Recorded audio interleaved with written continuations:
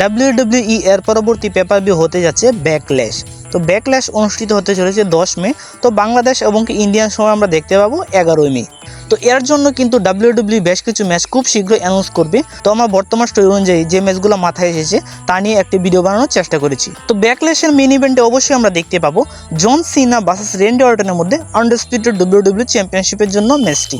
যেহেতু ব্যাকল্যাশ অনুষ্ঠিত হতে চলেছে রেন্ডি অর্টনের হোম টাউনে, সেহেতু রেন্ডি অর্টনকে তো আমরা অবশ্যই ব্যাকল্যাশের মেইন ইভেন্টে দেখতে পাবো। তো জন সিনা ভার্সেস রেন্ডি অর্টনের ম্যাচটির জন্য আমরা অনেক অপেক্ষায় থাকবো, কারণ এই ম্যাচটি হতে চলেছে একটি ভয়ানক ম্যাচ। তো অবশ্যই এই ম্যাচটি একটি রেসলমেনিয়া লেভেলের ম্যাচ, বাট এই ম্যাচটি আমরা রেন্ডি অর্টনের হোম টাউনে দেখতে চলেছি রেন্ডি অর্টন ভার্সেস জন সিনার মধ্যে। এবং কি আমরা দেখতে পাবো জেউসো ভার্সেস সেমি জেনের মধ্যে একটি অল টাইটেলের জন্য একটি ম্যাচ। তো লাস্ট উইকে আমরা দেখতে পেয়েছি জেউসো যখন রিংয়ে এসেছিল তখন আমরা দেখতে পেয়েছিলাম সেমি জেনের রিটার্ন। তো সেমি জেনের চেহারা বা অঙ্গভঙ্গির দ্বারা আমরা কিছুটা হলেও বুঝতে পেরে গিয়েছি যে সেমি জেন কিন্তু যে কোনো টাইমে জেউসোকে অ্যাটাক করতে পারে এবং জেউসোকে জানিয়ে যেতে পারে একটি চ্যালেঞ্জ ব্যাকল্যাশে জেউসো ভার্সেস সেমি জনের মধ্যে অল টাইটেলের জন্য। তো বর্তমান স্টোরি যেভাবে এগিয়ে যাবে তা আমরা ধারণা করছি যে জেউসো ভার্সেস সেমি জনের মধ্যে আমরা একটি ম্যাচ দেখতে চলবো ব্যাকল্যাশে।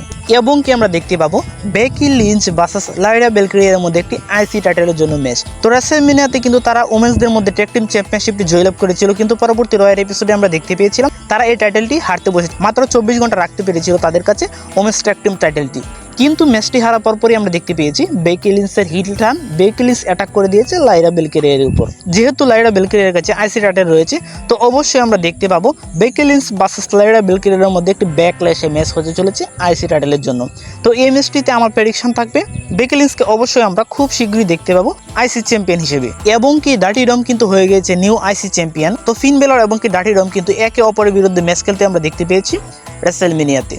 তো ফিন বেলর হয়তো খুব শীঘ্রই ডার্টি ডমকে বিট্রে করবে, ডার্টি ডমকে অ্যাটাক করতে পারে এবং সে চলে যেতে পারে আইসি টাইটেলের জন্য একটি ম্যাচ চেয়ে যেতে পারে ডার্টি ডমের কাছ থেকে। তো এই ম্যাচটিও আমরা অবশ্যই দেখতে পাবো ব্যাকল্যাশে ডার্টি ডম ভার্সেস ফিন বেলরের মধ্যে একটি আইসি টাইটেল ম্যাচ।